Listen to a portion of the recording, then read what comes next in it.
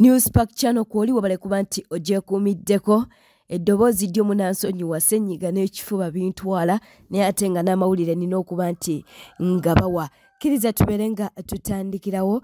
Makona yakiguddeko olunaku olw'eggulo lwakwekaza naye nga Makona yaswadde okitegeera nno Gulnedi yamulemeddeko nnyo n'abeera nga amusoyaasoya ebibuuzo wabula nga naye abyebalama. Bamubuuza ku mukazi eyamukwata akatambi ng'alinga ate atayagala kuba nti nno abyogerako. Yatuuse n'okuva mu mbeera Makona yatuuse n'okuva mu mbeera. Kkiriza tubeere nga ate tukuwa akatambi kano. Bannange ono temumukkiriza kusemberera baana bammwe. Ndeka Makona atugenda kunyiza kati onyiga biki? Onyiga biki? toyina bujulizi obiremedde kati osikasika sina bujulizi gw'olina obujulizi wali obaddeko n'obujulizi nze ese kunali baddeko n'obujulizi naye byoyogera bya kisiro ate oli biremeddeko olina bujulizi kati nawe emyaka gikyanoonya amasannyalaze kunze wayokyezza kigambibwa akwata abakazi fere tayoza engoye azozesa malusu ate omukulu ono alayika eddusu wano Balutaza omukulu ono kigambibwa Balutaza omukulu ono bintu bingi byakola mu nkukutu naye byatandise okukola ki okuvaayo gibayikosibu tandikira awo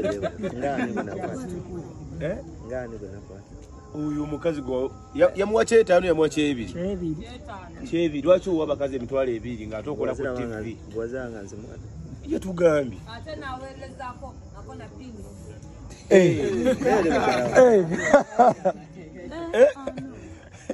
lwaki ogisaba abakazi embuto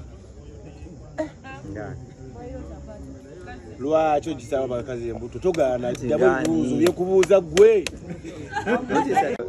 watoyagala kwoza ngoye nabiyigiraku ojjukira waŋŋambe kooti balina ogikuba dry wash gwe kennyini omusajja alina emyaka 4 gwe Makona naye gwe oyo omukazi nyamba mumpasize kugayirire oyagala gamba omwagadde mukwate era namwagadde ekintu kye yakoze naye omanyi wawadde otunula mukapaleko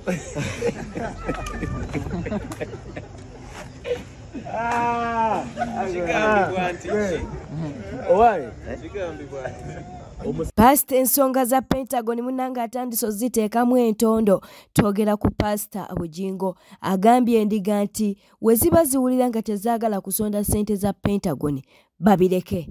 Tagenda kubeera nga akaka omuntu yenna okusonda ssente zino. Akatambi kaakano wulira nga omutima gwe tegulikkirira ku kuteekayo ssente tossaayo tukwegayiridde. Omutima gwo baba owulira nga tukubba, owulira nga kirabika kye tukola tekiriyo, owuliriza kasasiro w'abalya ssente z'abasumba w'abannabyabufuzi be basasula nga balowooza nti bwekuba kkanisa eno oba okubye NRM ndoza kinene na nnyo. Ab'ettima ab'enku abatemu abatwogerera nga tukubiddwa amasasi beeboogera bw'owulira nga abo b'osinga okugondera totuwa ssente nze kyenkakasa tujja kuzimba kyenkakasa tujja kuzimba. We shall build a house of the Lord. Pentagon si erinnya lyayo. Pentagon linnya lya mathematical drawings zikulaga Pentagon naye ffe batuyita house of prayer. Ffe batuyita house of prayer. Batuyita house of prayer. Tulabye ennaku abegakawo nali nsimbudde essaala entemu ate ng'eva mu Bayibuli naye ndowooza katumale okuwera be bamanyiira tulyoke tusimbula essaala ng'ekwatagana kubanga bwe nasimbula essaala eyo omusumba Wilson Bugembe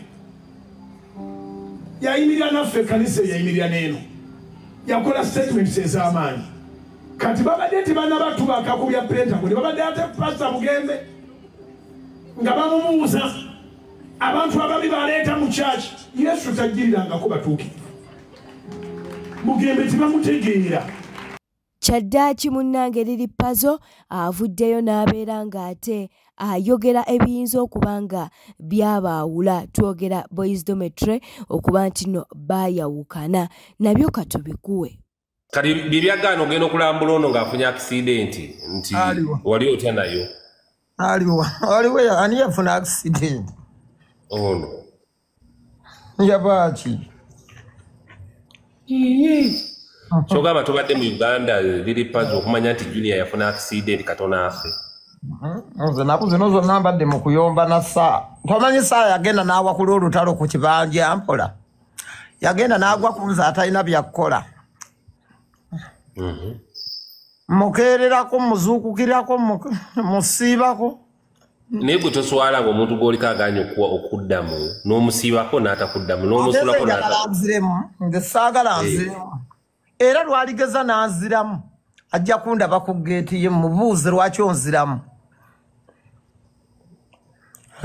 tumalirize bano ekyayabya simanyi Boys Dormitory yammwe mululu gwa ssente gwe gwabayabya mbu naba ntono kamu kitundu kaali katono mwena ne musaasaana mu nsaasaana ya nnaku 2-3 mwenna abamu kati mulika bwanangu naye Shalom ye yafunamu ne Bulunoke baafunamu ssente bambi batya waba wanyingi osinga ku banne waabwe Shalom ne Bulunoke mbaagala nnyo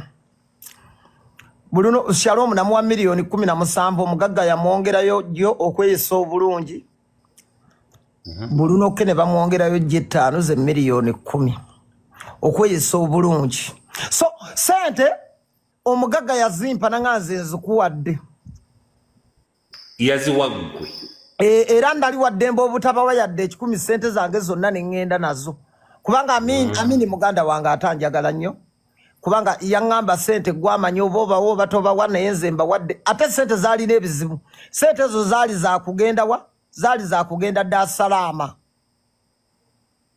ogenda okuwummulako sente yakwata kakamu ekitundu kati waliwo oli ali mu kakofiira yalina ekiyumba ky'enkoko enazigo agala kumaliriza kiyumba kya nkoko oyo olwamuwakamu ekitundu yayita mu ttooyi ono yalina olumbe lwa kitaawe nga talinawo ssente za lumbe so olumbe nendukolako oyo olumbe lwali lumuleeze nga talina adde gavumenti eno ewere TikTok mu ggwanga lyattu Uganda mbu TikTok esusizza okuba nti no eyonoona amannya g'abantu bavumirako abantu nti ku TikTok tekuliiko kintu ky'amagezi kikolebwako kizibu kyatujjira kye kya TikTok kati kyonoonya abantu empisa tekuli kirungi waliwo yaŋŋambye nti bw'oyingira mu TikTok tovaamu kubanga buli lw'obikkula bw'oti olaba kirala sheitani awo etuddewo nnyo awo mu TikTok gavumenti ya Uganda yaweera Facebook ne Facebook yali regulated nti ebiseera ebimu bw'oleetamu content eteri nnungi teyitawo naye ate TikTok erabika nga y'abantu bonna abakyamu bonna bali mu TikTok kinaakola bulungi singa TikTok eyo evaawo kubanga terina mugaso kulwokubanga naye baseeka ababeerako bawazi fatuwa ezitali ntuufu bavuma buvumi tebabuulirira baleeta ebintu ebikaya abasiraamu ebyawulayawula abasiraamu Mufti Mubajje tokyali supposed kubeera nga gw'okulira abasiraamu Mubajje lwaki weerayizanga Mubajje lwaki ofuukira abasiraamu akayinja mu ngatto Mubajje obusiraamu wabusuulawa lwaki ofiira ku bantu kuba gw'otuuke wa muzeeyi kuba gw'atambula n'abasirikale tofuukira bantu kizibu tosobola kukwata abantu bangi namba y'abasiraamu ennyingi ng'ogifuukira ekizibu weerayize tosobola kukwata kooti za ggwanga Uganda kuziyisa mu maaso n'essaali yalo ya buyisiraamu ogiyisizaamu amaaso otherwise abasiraamu abalese omusajja okuniga okusimuyako obusiraamu ebisooto musibira bwereere tewali nsonga lwaki musiiba kanisa lya yeekulagira nti oba olwanirira obusiraamu ewe obufiirira ogenda oli mutukuvu wa Allah Obusiraamu kye kimu ku bintu ebinene nnyo mu ggwanga Uganda. Kuba mu nsi yonna. N'olwekyo ekibayi ky'obusiraamu ekisinga obunene bwe kiba nga kyeyawudde ku mubajje liiva obusiraamu bbi. Ofuukidde abayisiraamu ekizibu. Buli kaseera weerayiza okimanyi bulungi nti ssemateeka w'obusiraamu alagira teri akulira busiraamu ng'aweza emyaka 7. Kakati wawezezza 7. Weerayiza emyaka emirala 10. Ogenda vako ng'olina emeka. Onotukola kati nga bakuggyako. Okimanyi bulungi ssemateeka akulagira nti omuyisiraamu yenna aliko emikolo era yali afiiridwa ku misango. Tasobola kulira busiraamu manye emisango eri wakasinga. Lwaki ofiira ku bantu nga gwe omuntu omu? Enough is enough. Toleetera abantu kubaleeta kijja mu mutima nti enough is enough. Tokala basiraamu banno maziga na musaayi. Busiraamu. Kiki otafunye mu busiraamu? Kiki ky'osuubira okufunayo? Ekitali kyotanafuna kati. Emali yabo gitunze. Bwete etambudde obadde mulabi mulungi olekwekumira ku Newspark channel. Kankujukiza okuba nti no subscribinga, olikinga, kosa n'okuleka obubaka bwawo mu comment section.